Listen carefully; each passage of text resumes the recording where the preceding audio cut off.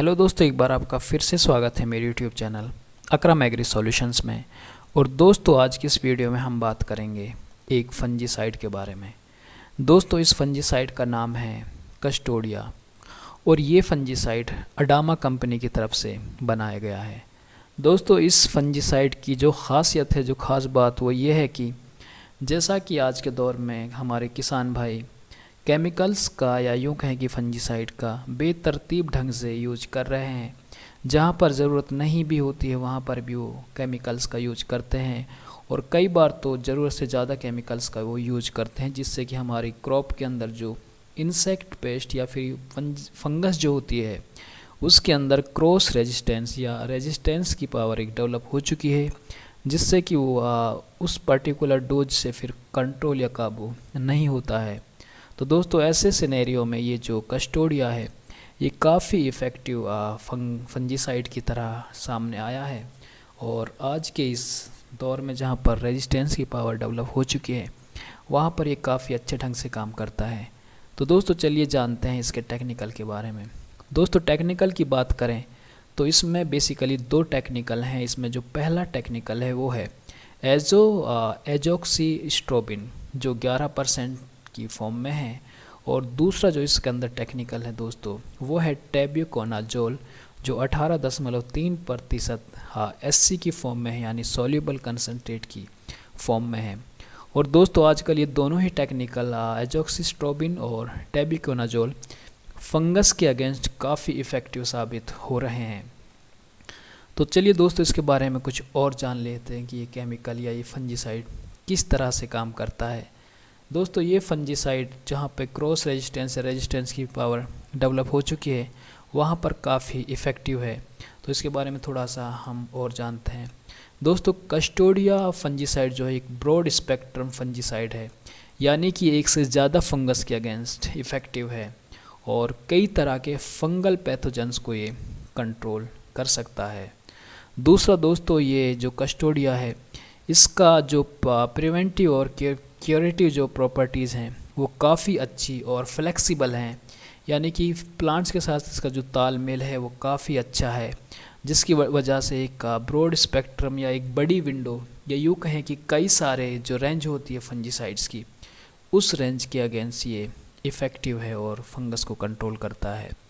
इसके अलावा दोस्तों, इसका ड्यूल मोड ऑफ एक्शन बताया गया है, जिसकी वजह से ये फंगल डेवलपमेंट की हर स्टेज पर कारगर है, इफ़ेक्टिव है। इसके अलावा दोस्तों, कई बार क्या होता है कि हम कोई दवा या कोई पेस्टिसाइड, इंसेक्टिसाइड या कोई केमिकल जब प्लांट्स पे स्प्रे करते हैं तो उसका प्लांट्स की जो फिजियोलॉजिकल एक्टिविटीज़ हैं, जैसे कि उसकी फोटोसिंथेसिस, ट्रांसपिरेशन या जो उनकी अपनी फिजियोलॉजिकल एक्टिविटीज़ होती हैं, वो कई बार इम्पैक्ट उन पे पड़ता है, वो बाधित हो जाती हैं और जिसकी वजह से प्लांट्स की जो ओवरऑल ग्रोथ और डेवलपमेंट होता है वो कई बार रुक जाता है। तो इस कंडीशन में भी ये जो कस्टोडिया है ये काफ़ी पॉजिटिव इसके रिजल्ट्स देखने को मिले हैं। ये जो प्लांट्स की फिजियोलॉजिकल एक्टिविटी है उस पे इसका जो इफ़ेक्ट है वो पॉजिटिव है और क्रॉप पे इसका कोई साइड इफ़ेक्ट या यूँ कहें कि बैड इफ़ेक्ट नहीं पड़ता है। तो चलिए दोस्तों, अब जान लेते हैं इसकी पैकिंग्स के बारे में। तो दोस्तों, मार्केट में ये इन फॉर्म्स में अवेलेबल है, जैसे कि 50 ml की साइज़ में अवेलेबल है, 100 ml, 250 ml और 500 ml। इसके अलावा 1 लीटर की फॉर्म में भी ये अवेलेबल है। दोस्तों, अगर इस फंजीसाइड से कोई पॉइजन की तरह कोई साइड इफ़ेक्ट होता है या फिर इसका कोई जहरीला जो असर हमारे ऊपर होता है, तो यहाँ पर एंटीडोट के बारे में थोड़ा सा बताया गया है कि there is no specific antidote. इसके लिए कोई ख़ास एंटीडोट नहीं है, जैसे सिम्टम्स होंगे आपको उसी तरह से ट्रीटमेंट करना पड़ेगा। तो चलिए दोस्तों, अब चलते हैं अहम मुद्दे की तरफ और जानते हैं कि किस किस क्रॉप में किस किस बीमारी के अगेंस्ट कितनी डोज हमें इस फंजीसाइड की लेनी है। तो दोस्तों, अगर हम बात करें कि इसकी जो बेसिक डोज होती है जो हम वैसे यूज कर सकते हैं कि जनरली वो दोस्तों आप इसके लिए 2 ग्राम या 2 ml पर लीटर के हिसाब से आप इसका सॉल्यूशन बनाकर आप अपनी फसल के ऊपर इसका स्प्रे कर सकते हैं या इसकी ड्रेंचिंग कर सकते हैं, जहाँ पर ये काफ़ी इफ़ेक्टिव और असरदार साबित होगा। तो दोस्तों अब क्रॉप वाइज इसकी बात करते हैं। तो इसमें पहली क्रॉप हमारे पास है चिली यानी मिर्च। दोस्तों मिर्च में हमारी जो बीमारी आती हैं जैसे कि फ्रूट रोट, जिसमें फल हमारा सड़ जाता है, पाउडरी मिल्ड्यू और डाईबैक, ये काफ़ी इम्पोर्टेंट और रूटीन की हमारे फंगस से होने वाली डिजीज़ है। तो यहाँ पर दोस्तों देखा जाए तो यहाँ पर दो तरह की डोज दे रखी हैं, एक हमारी ml पर हेक्टेयर के हिसाब से दे रखी है और दूसरी दोस्तों हमारी ml पर एकड़ के हिसाब से दे रखी है। तो दोस्तों एकड़ की फॉर्म में समझना इसे आसान होता है। तो चिली में फ्रूट रोट, पाउडरी मिल्ड्यू और डाईबैक के अगेंस्ट इसकी 240 ml पर एकड़ के हिसाब से हमें इसका सॉल्यूशन बनाना है। और अगर बात करें अनियन यानी प्याज में, तो पर्पल ब्लोज जो फंगस की वजह से जो बीमारी होती है, वहाँ पर दोस्तों इसकी डोज हमें 300 ml पर एकड़ के हिसाब से यूज करनी है।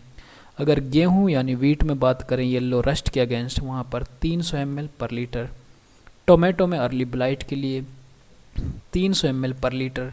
पोटैटो में अर्ली और लेट दोनों ब्लाइट्स के लिए यूज कर सकते हैं, जहाँ पर 300 ml पर लीटर ही यूज करनी है। ग्रेप्स यानी अंगूर में डाउनी मिल्ड्यू और पाउडरी मिल्ड्यू, इस कंडीशन में भी 300 ml ही डोज हमें इस्तेमाल करनी है पर एकड़ के हिसाब से।